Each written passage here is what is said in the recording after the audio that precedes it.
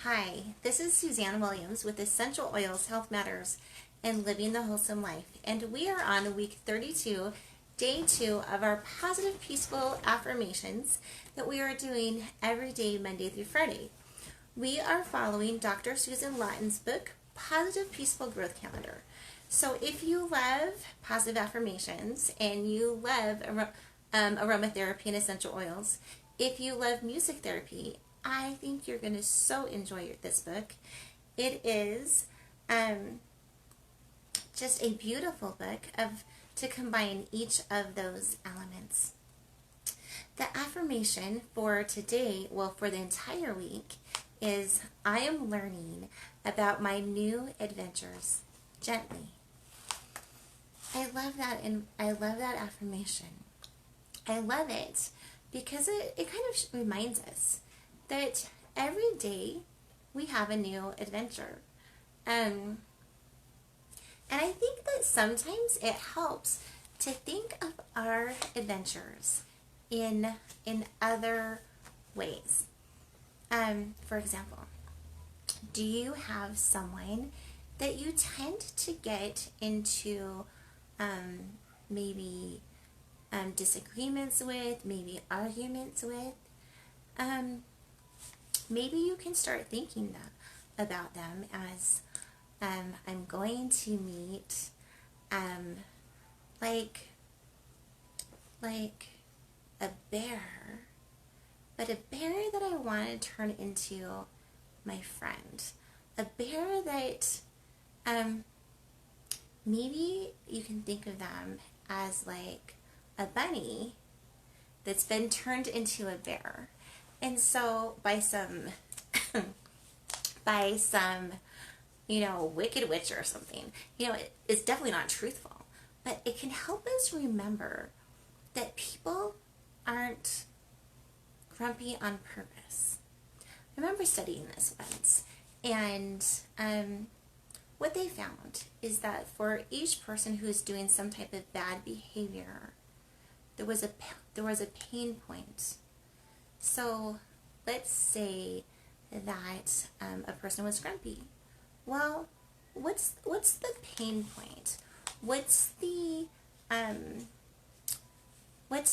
hurt that's pushing them to be that way? Let's say someone has an addiction. Well, what's the hurt? What's the pain point that tends to be pushing them that way? And I've done a little study of addictions, and they say that a lot of times people tend to reach for their addiction of choice when they are hurt, are frustrated, when they're angry, or even when they're bored. So let's say that someone is, I don't even know, that someone has a messy room. Like maybe there might even be a pain point to that. So I think that if we're dealing with reoccurring scenarios, I think it might be good to think of things in different terms. Not to see people as adversaries, but to see people as beautiful people who would be absolutely loving to us if somehow we could help them solve their pain point. Now, do I really think that we can solve everyone's problems? No, like I am 50, and so that means I've lived quite a while, right? And I've learned that when the change doesn't happen until people want to change. But I've also learned that we can do things to open up space. We can do things to open up hope. And we can do things to open up believe in themselves, that they really are a better person. And that belief, it can help with change when they're ready. Okay, so going back to the affirmation for today, I am learning about I'm learning from my new adventures gently. So, if we've acted bad, we're not going to look at ourselves as bad people. We are not bad people. We are extremely good people. We are children of Heavenly Father and Heavenly Mother. Yes, I believe that if we are children of a father, we are children of a mother too. Anyway, I believe that, so if we do something, if we fall, it's just that, it's a fall. It's not an intentionally doing something bad. I don't know, maybe sometimes we might do something intentionally bad. I don't know. But I think most of the time we don't intentionally mean to do things bad. We just might have very, very cloudy thinking at the time. And our emotions just might be making us high. Like, in studying emotions, I've come to understand that yes, you can be drunk on alcohol or high on drugs so that your mind isn't working right. But you can also be drunk on anger or sadness, so that your mind isn't working right as well. So all I'm saying is I don't know that each time that a person does something wrong that they do it intentionally. Or us. I don't know that every time we do something wrong that we do it intentionally. So I really think we need to give ourselves grace. Anyway, giving ourselves grace. So taking this adventure gently, knowing we're all going to make mistakes, knowing that people around us are going to make mistakes, gaming up for that, right? Gearing up for it, getting our game plan. What's going to happen when this so-and-so makes a mistake? Like, what are we going to do? How are we going to respond? And what's going to happen when we make a mistake? Are we going to apologize? Are we going to take some time out for ourselves, take a breather, meditate, maybe read something that brings our mind back into balance, and then make amends? I think that we can. I think that we can take things gently. Anyway, so the affirmation for the whole entire week is, I am learning from my new adventure gently. Okay, the affirmation for today is, I know that my pace is good for me. Now, I tend to be a questioner. I don't know if you've ever listened to Gretchen Rubin and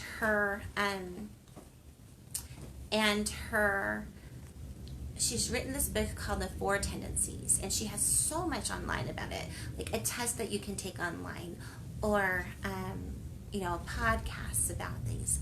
All very, very good. Anyway, and she tends to break people's tendencies to do things down in different ways. And one of the categories is a questioner, and it's a person who kind of has to be presented with the knowledge, and then they kind of question it and they look at it from different angles and in different ways, and then they decide, do I feel like that's good knowledge? Do I feel like that's a sound principle or not? So as I'm looking at the affirmation for today, which is, I know that my pace is good for me, I had to think for myself, well, how do I know what's good for me? How do I know that my pace is good for me? How do I know that some other pace isn't? Okay. And so I had to do some thinking on this, and this is what I decided. I decided that why don't we have to experiment, right? We have to experiment on, do we actually do better when we sleep late, or do we actually do better when we rise early? Do we do better if we take naps? Do we do better if we take breaks? Like, most of science shows that most people actually are more effective when they take breaks. It's a Stephen Covey principle that's called sharpening the saw. If you just keep working and working at something, your mind gets your mind and your body just gets less and less effective. And similarly, studies show, well, and finishing up with the Stephen Covey thing, he says you need to stop, you need to sharpen your saw. He kind of illustrates it with a person, with two people out chopping wood, and one person's chopping and chopping and chopping, and at first they're chopping or they're sawing, whichever way you like it. It's going quick and it's going great. But then it gets harder and harder and harder and harder for one person. Now the other person is also chopping down the wood or sawing it, whichever one you like to imagine. And he notices when his axe or his saw doesn't seem to be cutting as well, and it seems to be getting a little bit harder. He's like, I need to go and sharpen my saw. So he stops for a minute, and he goes and he sharpens his saw, and then he comes back, and the work is easy again. So we need to do, so that's the value in taking the breaks. It allows us to sharpen our saw. I remember, I have 9 kids, right? And I also went to college. And anyway, you're kind of wondering, what does 9 kids have to do with college? But hold on, just a minute, I will get you there. Anyway, so 9 children, and so 5 are now out of the house. 4 of them are in college or graduated from college. And as a mom, I want to get them the very best. I want to get them the very best. Have them get the very best grades and teach them how to study. And so I always tell them this. I always tell them, okay, so the first 10 minutes you study anything and the last 10 minutes that you study anything are like the most effective. So that's when your mind is grasping things really good and it's stocking it away into your memory. And then the time between that is not as effective.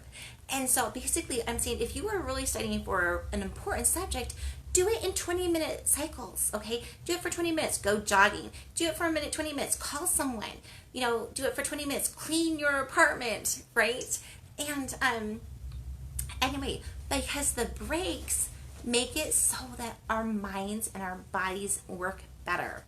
Anyway, so when it comes to, I know my pace is good for me. Well, how do you know? Right? You have to experiment. You have to see what really works best for your body. Sometimes long sessions work great for me.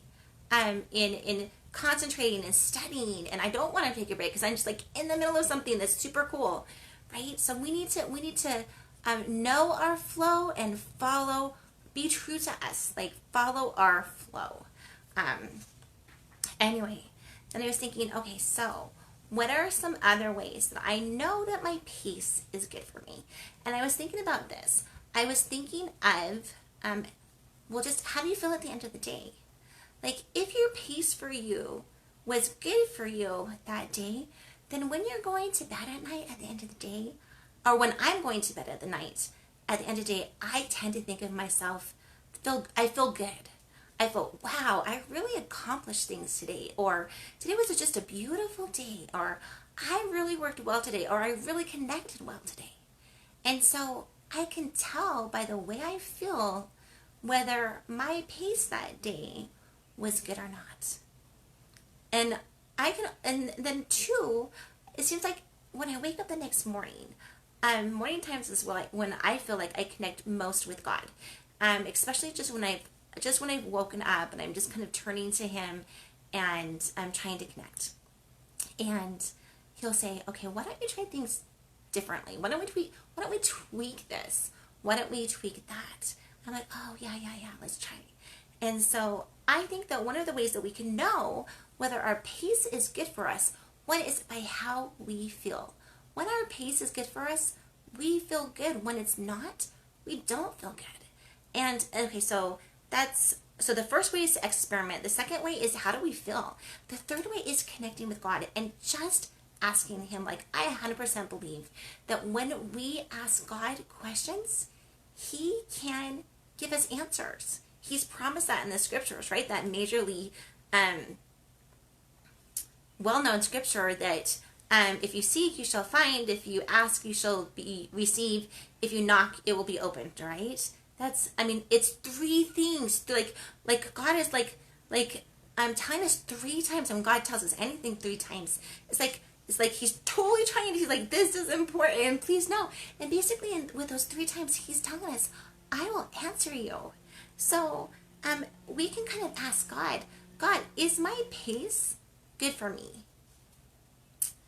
Is there something I could be doing with my pace differently that would be better for me?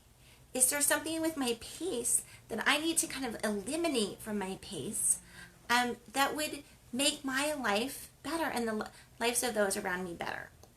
So, the three things, again, that I think you can do to tell whether your pace is good for you is to experiment, to how you feel, and then connecting with God. And I'll be putting some clips down in the comments about these thoughts. Anyway, also, when it comes to your pace, I think that part of our pace is how much of our journey are we spending on the important things as opposed to the non-important things. And right now I'm going to be talking about another Stephen Covey concept. And he likes to divide things to do, I guess tasks, up into 4 quadrants. And he numbers all the quadrants, anyway. And so, his first quadrant is it important and is it urgent? And if it's important and if it's urgent, then do it, right? And then he has quadrant 2, is it urgent but not important? No, I think is it important and not urgent? And so if it's important and not urgent, we can often put off those things and procrastinate those things to the point where we no longer have those opportunities. If it's important but it's not urgent. Examples of this would be like playing with our children, connecting with our children, going on dates with our spouse. It's important but it's not urgent. And sometimes it can just get pushed on the back burner. So he was saying, Stephen Covey says that if something is, I'm just putting down my pen, I don't know why I'm holding it. Anyway, if something is important but not urgent, we have to actually plan those things into our day, plan those things into our life, or else they're just not going to get done. Okay? So, then if something is urgent in moving on to quadrant 3, if something is urgent but not important, well, let's just delegate it. Because if it's really not important to us, but it does need to get done, let's just see who else can do that. Could your child or your spouse or hire someone to do that, like an employee, whatever. If it's important but not urgent, delegate it, assign it to someone else, okay? And then in the quadrant 4, he has it's not urgent and it's really not important. And this might be like watching TV or playing video games or, just scrolling endlessly on the internet. Anyway, so it's not urgent, it's not important. And he says in this, excuse me, for tasks in this quadrant, we want to eliminate those because we want to be spending our lives most of the time on things that are important, on things that are important.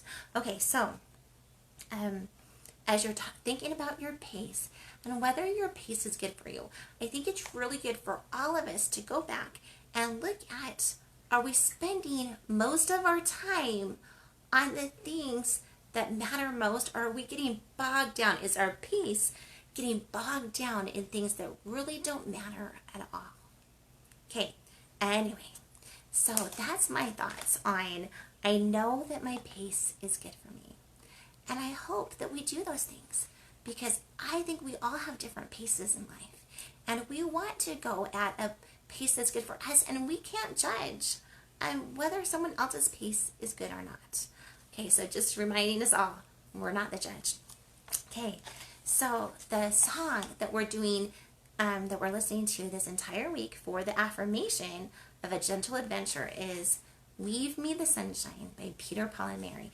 If you've never heard it, it is a song about weaving sunshine from the falling rain, which to me means making something good out of something perhaps sad or something hard, making something good.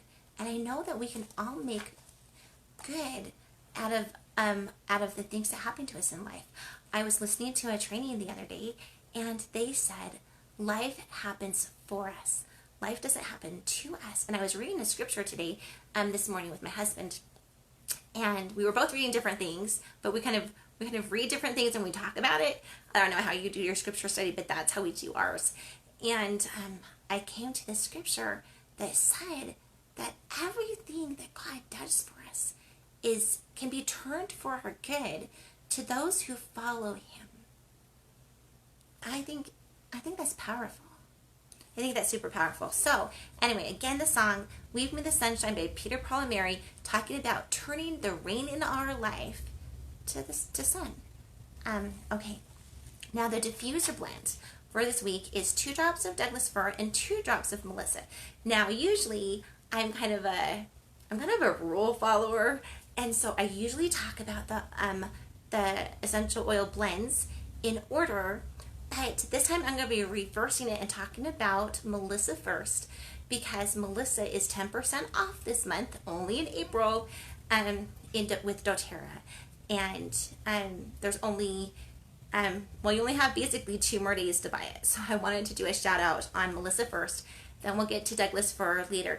I'll be talking about the emotional benefits of Melissa today, the physical benefits of Melissa tomorrow, and then we'll go in that order with Douglas fir for the rest of the week. Okay, so the benefits of Melissa. Well, the first thing that you need to know about Melissa is that Melissa is a flower. Now we've been learning on how citrus fruits and tree oils and flowers and just herbs, grasses, whatever, they all have similarities. They're like groupings, and you can kind of get to know them by group. I mean, just like you can kind of get to know, like, even some nationalities kind of by groups. Like, Americans tend to do this. Maybe I know with that, when I went to Italy, oh my goodness, they were so like friendly. I think that's something that they're known for. So kind of each nationality is known for different things. And so each different grouping of essential oil is known for different things too. So the first thing you need to know about Melissa is it comes from a flower. And we have learned that flower oils are relaxing and they're calming. I want you to think like lavender, Roman chamomile, rose, just, it's kind of the spa experience, right? You just want to just completely relax, release, and let go.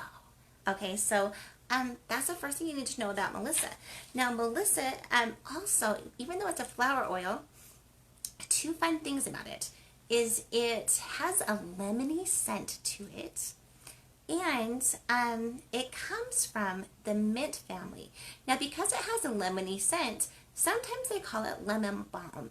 And just as like a total side fact, bees love it. I don't know what that means, but bees just love this oil. In fact, sometimes beekeepers will like rub Melissa into the hives to just make bees happy. Okay, so Melissa grows in North Africa and the Mediterranean, and it takes about 22 pounds of the flowers to make a 5 ml bottle that would look like this, a 5 ml bottle of Melissa oil. Okay. Melissa has been used in traditional health practices in Europe for over 2,000 years. It was used to support cognitive health, calm the nervous system, and support digestive health, and to promote healthy immune function. And the Emperor Charlemagne is said to have ordered Melissa grown in his gardens, in his herb gardens in his empire. The Melissa plant is one of the lowest yielding plants, which means a whole lot of plant material to make the oil, which makes it very, very precious. Emotionally, Melissa can calm you when you're on high alert so you can rest and digest. I was talking to one of my friends the other day. I said, "How are you doing?" She's like, "I can't sleep. Like, I'm having so hard a time sleeping." I'm like, "I get it. Like, there's so much going on.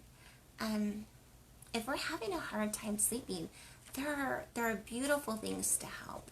Everyone knows about lavender, how relaxing it is, and how well it works for sleep. But Melissa can help. Like maybe if I was having a hard time sleeping, I could put 2 drops lavender, 1 drop of Melissa into my diffuser and just diffuse it for a beautiful, relaxing, peaceful night's sleep. Okay, it can help because it's so calming.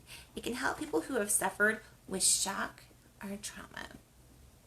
And it's great for people with anxiety and who are experiencing stress. Melissa can help us bring the joy back into our lives. Because it's relaxing. Okay, so it's relaxing, but it relaxes us and it energizes us. Right? Don't you love that? Relaxing and energizing. So it encourages us. Helps to give us the energy to press on through hard things. It's very supportive of people who are going through dark times in their life. Okay? So when you just going through those times where you feel like there's a cloud that's hanging over you and just won't go away and you are sitting there waiting for the light to shine, Melissa oil is a very good oil to use in those times. In fact, its nickname is the oil of light. Okay?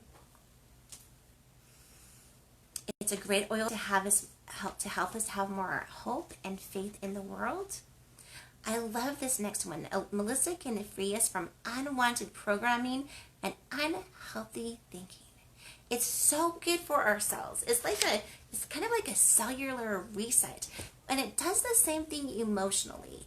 So if we've had traumas or hard times or difficulties that we just still feel like are affecting us today, Melissa essential oil can help clear that out.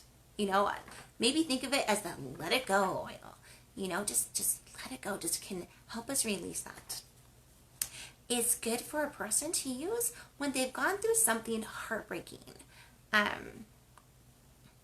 It allows us. It doesn't mask the pain. So peppermint is kind of like an oil when you've gone through something hard and you're just like, I don't know if I can take it anymore. Peppermint is a good oil to use at those times because it's so like pain relieving, and it can just make it so that you're not going down to the depths of your sorrow. So you're just kind of skating through. And you're not really dealing with it, right? So now would I totally suggest staying with peppermint? No, no, right? You have to deal with your emotions, but peppermint can kind of be one of those oils that can help you take a vacation from your problems that are going on right now. So, but Melissa is totally different. Okay, Melissa can help you sit. It can help you calm down and sit with your pain and realize, I am really sad about this. I am really hurt. It can help us sit and look problems in the eye, because sometimes when problems are painful, we don't even want to look at them. Like we're little ostriches hiding our heads in the sand, and that's a little bit more like peppermint. Just I need a vacation, can't deal with this now, right? But Melissa lets us calm down and see what's going on and realize that we don't have to stay in the pain. That yes, we are in the pain. Yes, it really is as bad as it. Maybe someone died. Maybe the person that you absolutely love just broke up with you and is moving on. And those things can be extremely painful. And just ignoring that pain isn't good. Right? They say that feelings buried alive never die. In fact, there's a book that I absolutely love with that name. Anyway, if we're running away from our pain, it's just like a ball and chain, and it just like follows us. But if we can just sit there for a minute and say, you know what, that was painful, and I'm sorry, and then we can we can think about it and we can look at our pain from different directions.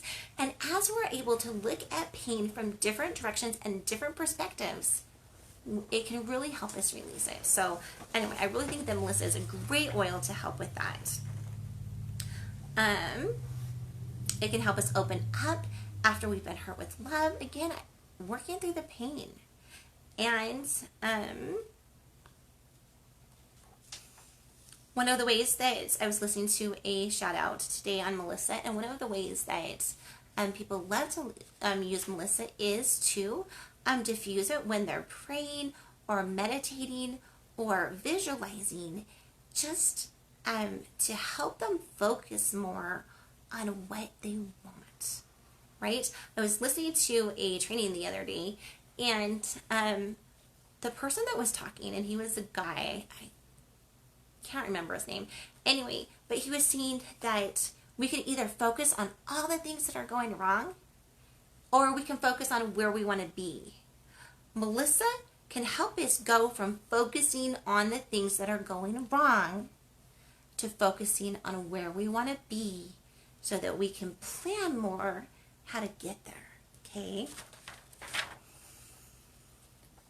Melissa is great at helping us look at what's really going on so we can see the obstacles in our life so we can overcome them.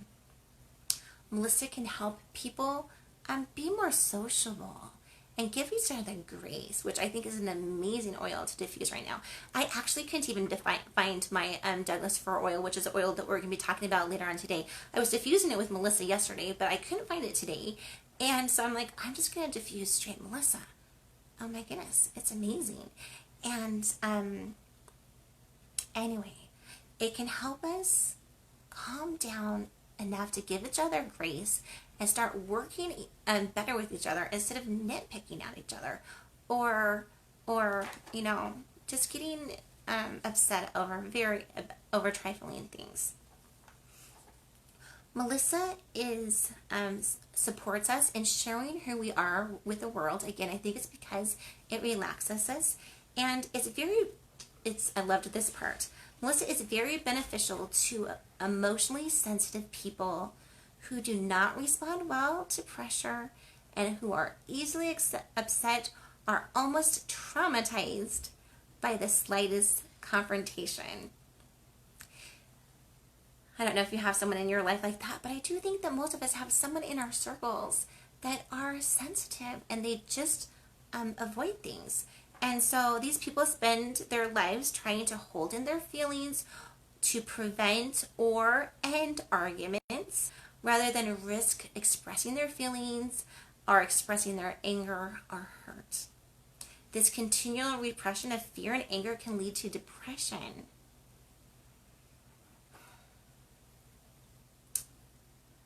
Anyway, and Melissa can be very helpful for people who are along that path.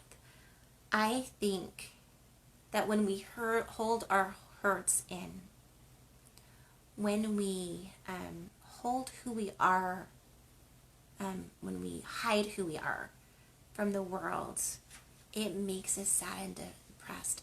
There's some spark in us that wants to let the whole world know that we're awesome and who we are so we can really be known.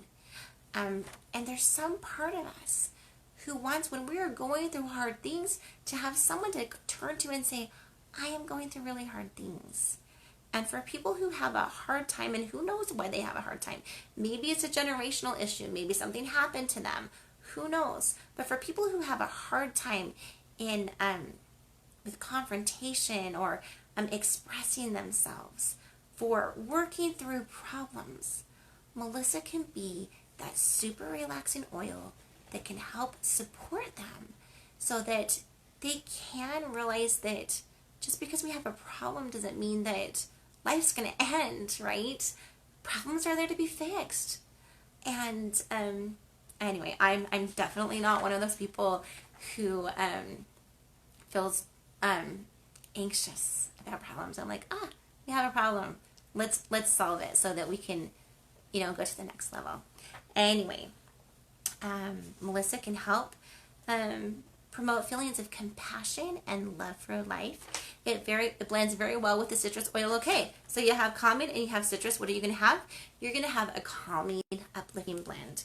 It blends well with bergamot or ginger or lemongrass. So that would be, just like basically 1 drop of each. Bergamot, ginger, and lemongrass and Melissa could be an amazing blend to just stop the bickering. Maybe I'll call that the stop the bickering blend. Just to stop the bickering, let us know we are all important, and we can work together. Life is actually better when we're not fighting. Okay, so that's what I have today on the emotional benefits of Melissa oil. I love it.